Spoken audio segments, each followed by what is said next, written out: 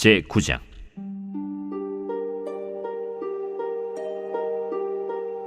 선지자 엘리사가 선지자의 제자 중 하나를 불러 이르되, 너는 허리를 동이고 이 기름병을 손에 가지고 길르앗 라모스로 가라.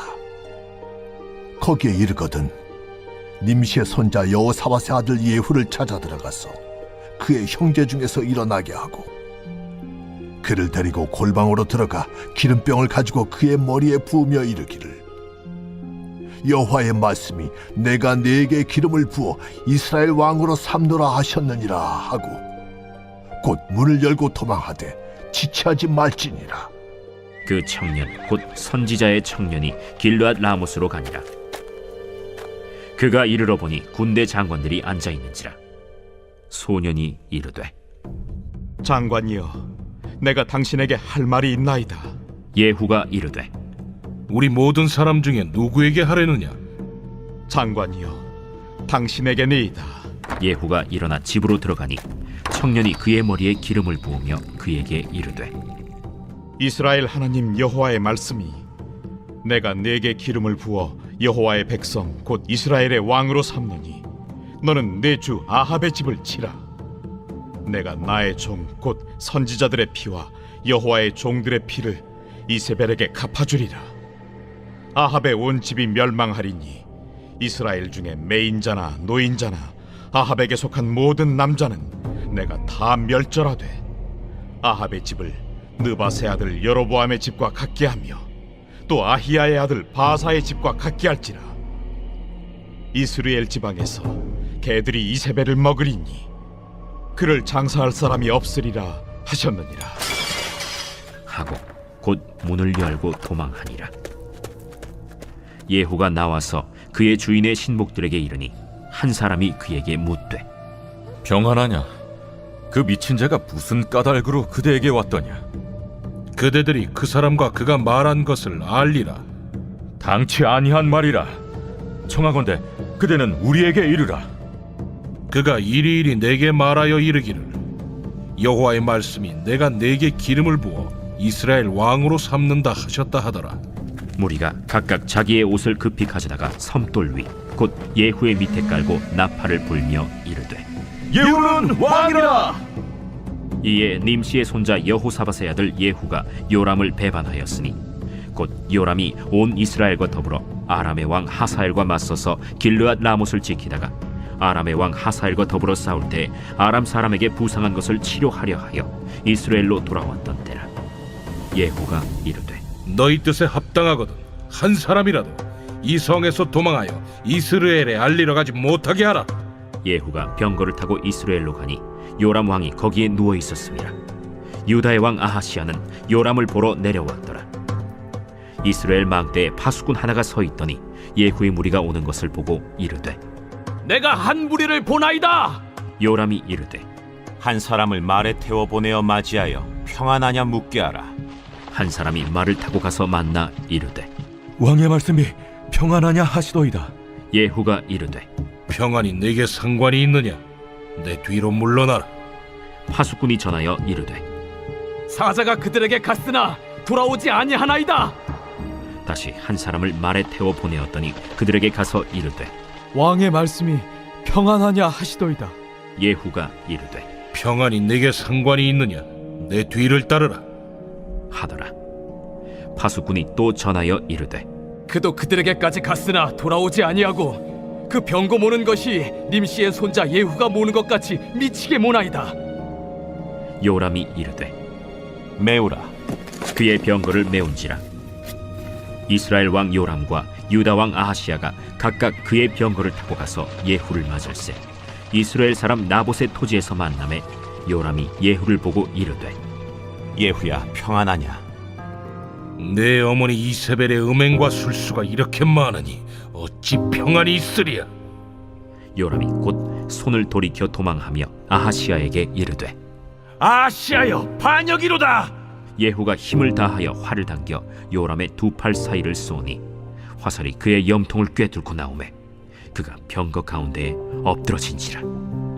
예후가 그의 장관 빗갈에게 이르되, 그 시체를 가져다가 이스라엘 사람 나봇의 밭에 던지라. 내가 기억하려니와 이전에 너와 내가 함께 타고 그의 아버지 아합을 쫓았을 때에 여호와께서 이같이 그의 일을 예언하셨느니라. 여호와께서 말씀하시기를 내가 어제 나봇의 피와 그의 아들들의 피를 분명히 보았노라. 여호와께서 또 말씀하시기를 이 토지에서 내게 갚으리라 하셨으니 그런즉 여호와의 말씀대로 그의 시체를 가져다가 이 밭에 던질지니라. 유다의 왕 아하시야가 이를 보고 정원의 정작길로 도망하니 예후가 그 뒤를 쫓아가며 이르되 그도 병거 가운데서 죽이라. 하매 이블르함 가까운 구르 비탈에서 치니 그가 무기토까지 도망하여 거기서 죽은지라. 그의 신복들이 그를 병거에 싣고 예루살렘에 이르러 다윗 성에서 그들의 조상들과 함께 그의 묘실에 장사하니라. 아합의 아들 요람의 제11년에 아하시야가 유다 왕이 되었었더라. 예후가 이스라엘에 오니 이세벨이 듣고 눈을 그리고 머리를 꾸미고 창에서 바라보다가 예후가 문에 들어오매 이르되 주인을 죽인 너 시므리여 평안하냐? 예후가 얼굴을 들어 창을 향하고 이르되 내 편이 될 자가 누구냐? 누구냐? 하니 두어 내시가 예후를 내다보는지라. 이르되 그를 내려 던지라. 하니 내려 던짐에 그의 피가 담과 말에게 튀더라. 예후가 그의 시체를 밟으니라. 예후가 들어가서 먹고 마시고 이르되 가서 이 저주받은 여자를 찾아 장사하라. 그는 왕의 딸이니라. 하매 가서 장사하려 한즉 그 두골과 발과 그의 손 외에는 찾지 못한지라. 돌아와서 전하니 예후가 이르되 이는 여호와께서 그 종 디셉 사람 엘리야를 통하여 말씀하신 바라. 이르시기를 이스라엘 토지에서 개들이 이세벨의 살을 먹을지라. 그 시체가 이스라엘 토지에서 거름같이 밭에 있으리니 이것이 이세벨이라고 가리켜 말하지 못하게 되리라 하셨느니라 하였더라.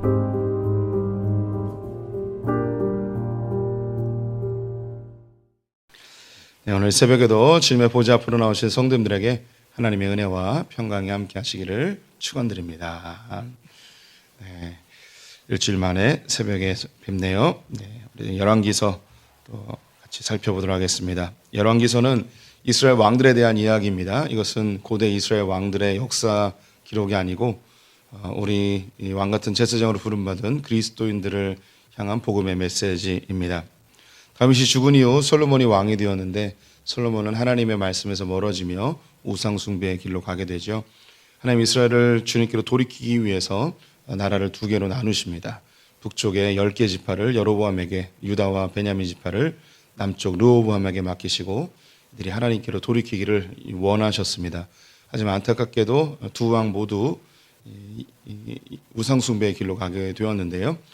여로보암은 금송아지를 만들어서 단과 베델에 두었고 또 남유다의 르호보암은 그의 어머니가 암몬 여인이어서 자연스럽게 우상 숭배의 길로 가게 되었습니다. 다행히 남쪽 유다는 아사 왕과 여호사밧 왕으로 우상을 제거하여 회복하는 길을 걷게 되었는데요. 반면에 북쪽 이스라엘은 우상 숭배의 길로 가다가 하나님이 왕조를 여러 번 바꾸시며 그들을 질책하셨는데요. 이때 아합 왕이 가장 악랄한 이 우상 숭배의 길로 갑니다. 그의 아내가 시돈의 공주였던 이세벨이었기 때문이죠. 하나님께서는 엘리야와 엘리사를 동원하여서 이스라엘 백성들을 하나님께로 돌아오게 하고 왕들을 하나님께로 돌이키게 하는 방편으로 사용하십니다. 엘리야 때는 왕에게 직접 하나님의 메시지를 전달하였는데 엘리사 때는 백성들 사이에서 하나님의 말씀을 전합니다. 이것은 왕이 엘리사의 말을 들으려 하지 않았기 때문인데요. 백성들 사이에서 문제가 생겨 엘리사에게 가지고 나오면, 즉 하나님께 가지고 나오면 문제가 하나하나 다 해결되는 모습을 성경에서 보여줍니다. 선지생도의 과부의 빚의 문제, 또 수냄 여인이 아들을 낳지 못한 것에 대한 문제, 또 아들이 죽었을 때 살려주는 문제, 또 심지어 이 엘리사의 이야기가 이방 나라 아람에게까지 전달되어서 아람의 군대 장관이었던 나아만이 그의 나병을 치료받으러 엘리사에게 왔을 때 그가 치료받는 장면, 또 선지생도가 집을 짓다가 쇠도끼가 요단강에 빠졌을 때 이 요단강에서 쇠도끼가 떠오르는 장면들, 이렇게 문제들을 하나님께 가지고 나오면 다 해결되는 모습을 보여주죠. 그럼에도 불구하고 당시 북이스라엘 왕이었던 여호람은 정신을 차리지 못합니다. 급기야 하나님께서는 마지막 방법인데요, 엘리사를 잡으러 왔던 군대의 눈을 멀게 해서 엘리사가 사마리아 성까지 가지고 데리고 옵니다. 그들을 여호람의 눈앞에 들이대면서 이래도 하나님께로 돌아오지 않겠느냐, 하나님께서는 놀라운 기적으로 이스라엘을 보호하고 계시고 이런 놀라운 기적들을 일으키는데 그럼에도 하나님께 돌아오지 않겠냐 하며 그의 눈앞에 하나님의 기적을 들이대는 일까지 벌어지죠. 그럼에도 불구하고 북이스라엘과 여호람은 하나님께로 돌아오지 않습니다. 이 이후에는 이제 하나님께서 예언하신 것이 어떻게 성취되는지를 보여주게 되는데요. 우리가 지난 시간에 보았던 것이 아람 왕을 하사엘이 죽이고 대신 왕위에 오르는 장면을 보았습니다. 이것은 하나님께서 엘리야에게 이미 예언했던 내용입니다. 이렇게 이제 하나님의 예언이 성취되는 과정 속에 남유다에서는 엄청난 일이 벌어지고 있습니다. 그것은 여호사밧이 그의 아들 여호람에게 아내를 맞이하게 하였는데 이세벨의 딸이었던 아달랴였습니다. 이 여호람은 8년 만에 죽게 되었고 그의 아들 아하시아가 왕위에 오르게 되는데요. 오늘 장면에 아하시아가 죽는데 그가 왕위에 오른 지 1년 만에 죽게 됩니다. 그래서 아버지가 죽고 아들이 죽고 이제 그 뒤를 이어 이제 왕위에 오를 자가 없었습니다. 그래서 아달랴가 여왕이 되는데요. 이세벨의 딸이죠. 이 아달랴가 다윗의 왕조를 다 죽여버리는 일이 발생하게 됩니다. 이제 내일 그리고 모레 이렇게 해서 보게 될 텐데요. 그래서 이 아달랴 때문에 다윗의 왕조가 끊어질 뻔하는 엄청난 사건이 일어납니다. 이것은 이제 영적 전쟁의 시각으로 봐야 되는데요.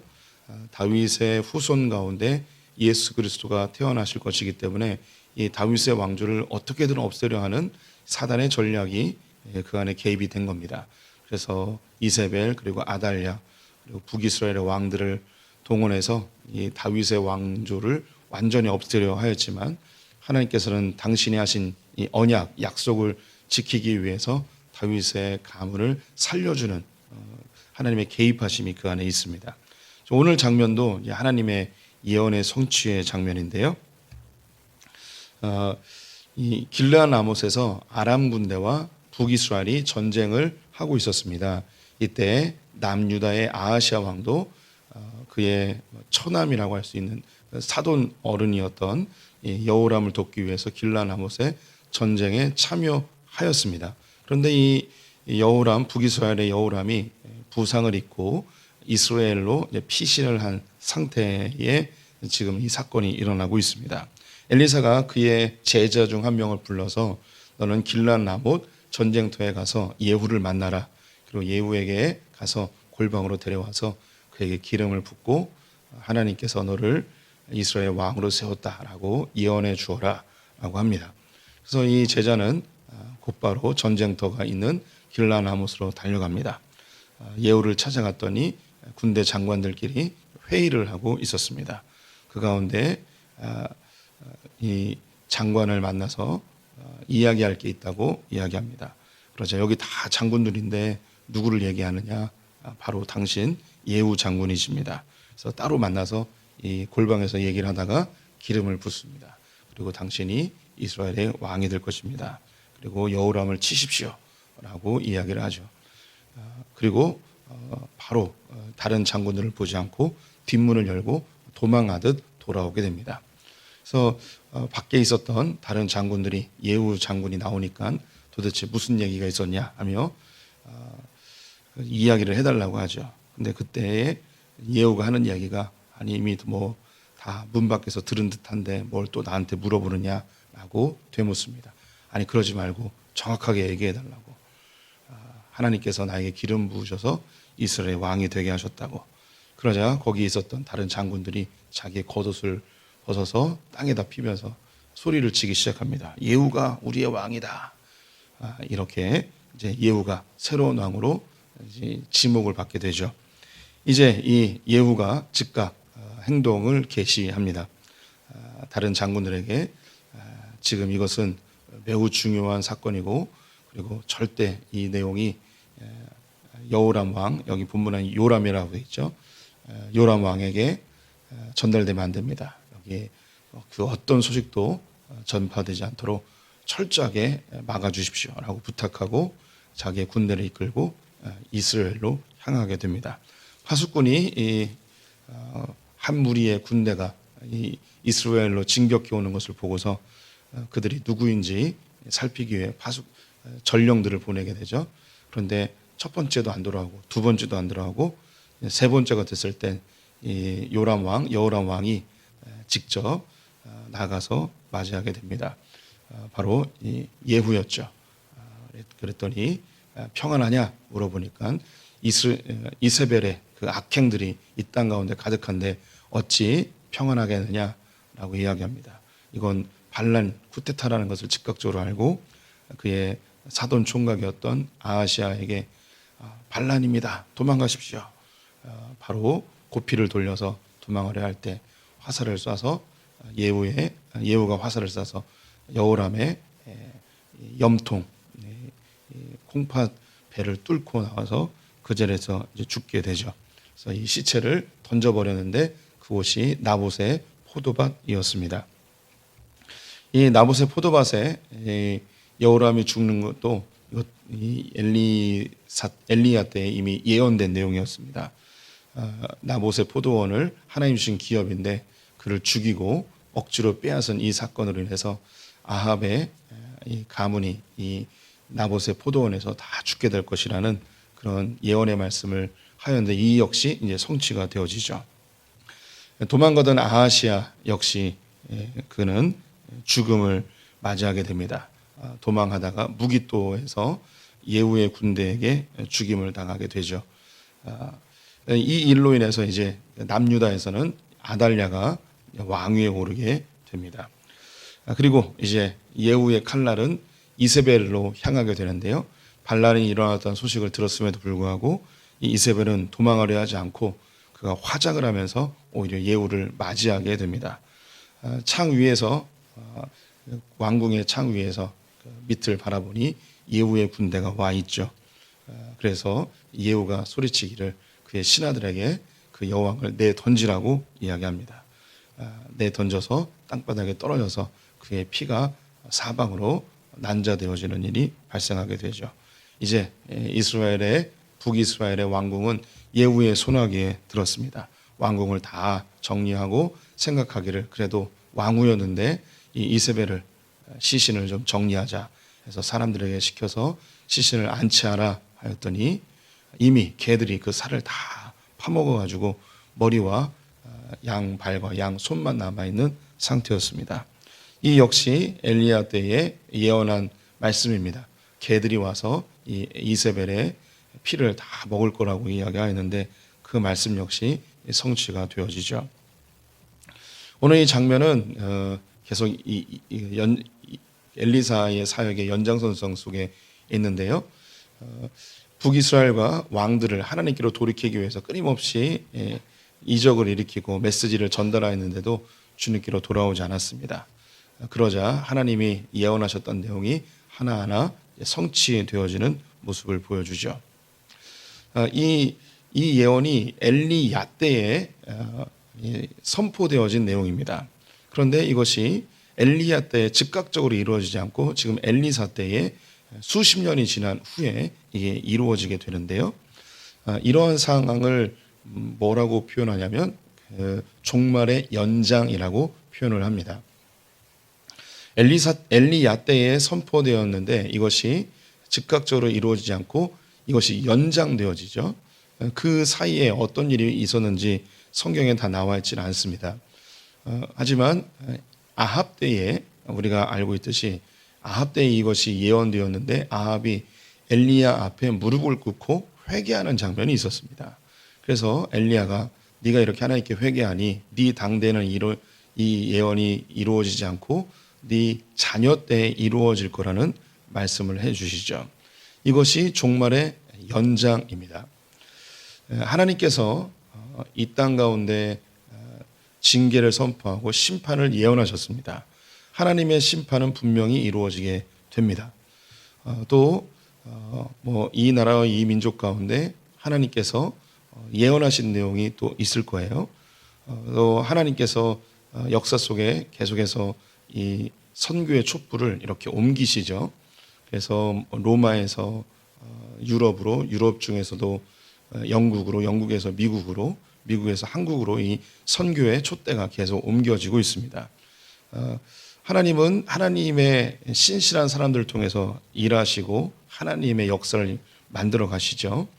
그런데 그 하나님이 사용되어지는, 하나님께 사용되는 자들이 하나님과 점점 멀어졌을 때에 하나님은 즉각적으로 심판하지 않으시고 그 심판의 내용을 선포하시되 기다리십니다. 돌아오기를 기다리시죠. 그때에 하나님께 회개하고 돌이키는 자들이 있다면 이 종말이 계속 연장됩니다. 예를 들자면 하나님이 저를 심판하기로 하셨는데 제가 하나님께 회개했어요. 근데 이 심판의 예언은 제 아들 때에, 제 손자 때에 계속 흘러가게 됩니다. 내 아들이 또 하나님 앞에 신실히 살면 또 그 다음 때에, 그 손자도 하나님 앞에 신실히 살면 그 다음 때로 계속 종말이 연장되죠. 그런데 그 가운데 누군가 하나님께 바르게 서지 못하면 그 종말의 그 심판의 예언이 그 당대에 이루어지게 됩니다. 하나님의 예언은 반드시 성취됩니다. 한 번 선포된 것은 반드시 이루어지게 되는데요. 그런데 그것이 연장되어지는 특성이 있습니다. 대한민국을 보셨을 때 하나님 앞에 칭찬받을 만한 나라인지, 또 한국 교회가 하나님 앞에 칭찬받을 만한 교회인지, 그것을 좀 따져본다면 그렇게 칭찬받을 만한 것이 없지 않을까 싶기도 합니다. 또 한국교회를 보면서 많은 분들이, 또 많은 목회자들이 한국교회 망합니다, 한국교회 하나님께 징계를 받을 겁니다, 이런 이야기들이 계속 있어 왔습니다. 하나님께 바로 서야 됩니다, 이런 이야기들. 또 각자 자신도 하나님 앞에 이러다가 주님께 벌 받을 텐데 이런 생각이 들 때도 있죠. 이때 이런 이야기를 들을 때에 제가 붙들고 있는 말씀이 뭐냐면 바로 종말의 연장입니다. 하나님 저에게 혹은 이 당대에 한국교회에 하나님께서 촛대를 옮기시는 일이 예언되었다면 주님께 돌이키겠습니다. 이 촛대를 옮기는 것을 미루어 주십시오. 다른 말로 종말을 미루어 주십시오 라는 하나님께 긍휼을 구하는 기도를 하게 되죠.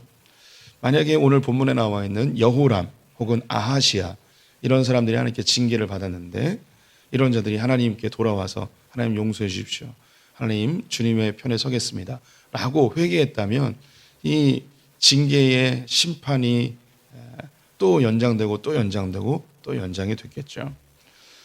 하나님, 우리가 그 하나님에 대해서 자주 말씀드리는데 아무리 강조해도 지나치지 않습니다. 하나님은 심판을 좋아하는 분이 아닙니다. 그리고 하나님이 심판하는 무서운 분이라고 성도님들이 생각하면 안 돼요. 하나님은 은혜로운 분이에요. 우리가 알고 있는 그 하나님은 은혜로운 분이시죠. 근데 심판이 왜 일어나는가? 이 세상은 원래 심판받기로 되어 있습니다. 아담과 하와가 범죄함으로 하나님과 단절되었고 죄가 들어와서 죄가 이 세상을 지배하고 있습니다. 이 세상은 죄가 지배하여 죄의 심판을 받게 되어 있습니다. 네, 하나님께서 자기 백성들을 사랑하셔서 이 심판이 내리지 아니하도록 은혜의 날개로 덮어주고 계시는 거예요. 이 개념을 잘 아셔야 돼요. 원래 세상은 망하게 되어 있습니다. 하나님이 망하게 하는 게 아니고 죄 때문에 죄의 결과로 망하게 되어 있어요. 근데 하나님께서 이 망하는 것을 하나님의 은혜의 날개로 덮어주고 계신 거죠. 그런데 이 백성들이 하나님과 멀어지면 은혜의 날개가 거두어집니다. 그럼 이 거두어진 틈으로 하나님 그 재앙이 쏟아져 내리게 되는 거죠. 심판이 쏟아져 내리게 되는 거예요. 그러면 하나님의 날개를 다시 드려지게 하기 위해선 하나님의 은혜를 구하고 하나님께 돌이키고 하나님께 다시 돌아갈 때의 이 은혜의 날개가 다시 드리워져서 그 심판과 재앙이 멈춰지게 되는 것이죠. 이 개념을 성도님들이 잘 알고 계셔야 돼요. 그래서 하나님에 대해서 오해하지 않으셔야 되는 거죠. 하나님이 우리를 막 심판하고 우리를 괴롭히고 그러는 게 아니고 죄의 결과로 우리가 고통을 당하는 거예요. 죄의 결과로 우리가 심판을 당하는 거죠. 하나님이 심판하는 게 아니라 내가 죄를 졌기 때문에, 인류가 죄를 졌기 때문에 심판을 당하는 건데, 자꾸 우리는 하나님이 우리를 심판한다고 착각하며 살아요. 하나님은 심판하는 분이 아니고 은혜로운 분이에요. 그런데 이 은혜의 날개가 거두어지면 쏟아져 내리는 거죠. 아합은 진짜 나쁜 놈이었습니다. 이스라엘을 다 우상 숭배하게 하는 놈이었죠. 그런데 아합이 아무리 나쁜 놈이어도 그가 하나님 앞에 무릎 꿇고 기도하니까 종말이 연장되죠. 근데 그의 아들들은 하나님께 돌아오지 않자 그 죄의 심판이 그들에게 쏟아져 내리게 되었습니다. 하나님의 예언의 말씀은 반드시 성취됩니다. 이 세상에 종말도 예언이 되었고 그 종말이 언젠가 우리에게 쏟아져 내려오게 될 겁니다. 근데 바라기는 우리의 당대에 일어나지 않길 바라고 우리의 자식 때에 이 일이 일어나지 않길 바랄 뿐이죠. 그를 위해서 우리가 할 수 있는 것은 뭐냐면 하나님께로 돌아가는 겁니다. 주님의 긍휼을 구하고 주의 은혜를 사모하며 살아가는 거죠. 그래도 지금 우리 세대는 하나님의 은혜를 알고 하나님의 은혜를 간구하는 세대인데, 안타까운 것은 우리의 자녀 때 하나님의 은혜를 간구할까라는 안타까움이 있습니다. 그래서 저도 우리 자녀들에게 강조하지만 우리 성도님들도 자녀들에게 끊임없이 강조해야 될 게 주님의 은혜로 살아야 된다고, 주님의 은혜가 아니면 안 된다고, 주의 은혜에 붙들라고. 주님은 주님의 은혜를 붙들고 주님께 무릎 꿇는 자들을 어떻게 해서든 살려주고 싶어 하시는 분입니다. 아합도 살려주신 분인데 그 은혜가 우리에게 왜 임하지 않겠습니까? 하나님의 은혜 끝까지 붙드는 우리 소풍의 성도들 되시길 바라고, 한국교회 되길 바라고, 우리의 자녀들이 되기를 간절히 소망합니다. 기도하겠습니다. 하나님, 아합 왕이 아무리 악하여도 주님께 회개하였을 때 종말이 연장되어진 것을 보았습니다. 오히려 여호람은 아합보다도 악하지 아니하였지만 하나님 편에 서지 않고 하나님께 무릎 꿇지 아니함으로 그 심판이, 종말이 쏟아져 내린 것을 오늘 본문을 통해서 보았습니다. 하나님, 우리가 주의 은혜를 간구하며 주의 긍휼을 사모합니다. 하나님, 우리에게 얼굴을 돌이키지 마시고 우리를 긍휼히 대하여 주시옵소서. 한국 교회를 긍휼히 여겨 주시옵소서. 우리가 주님께로 더 돌아가며 주의 말씀 앞에 바로 서기를 힘쓰겠습니다. 하나님, 또 우리의 자녀들이 주의 은혜를 사모하게 하여 주시옵소서. 이 한국 땅 가운데 마지막 주님이 오실 때까지 그 끝까지 선교한국으로 활용되는 교회 되기를 간절히 소망합니다. 오늘 하루를 주님께 의탁하며 예수님의 이름으로 기도드렸습니다. 아멘.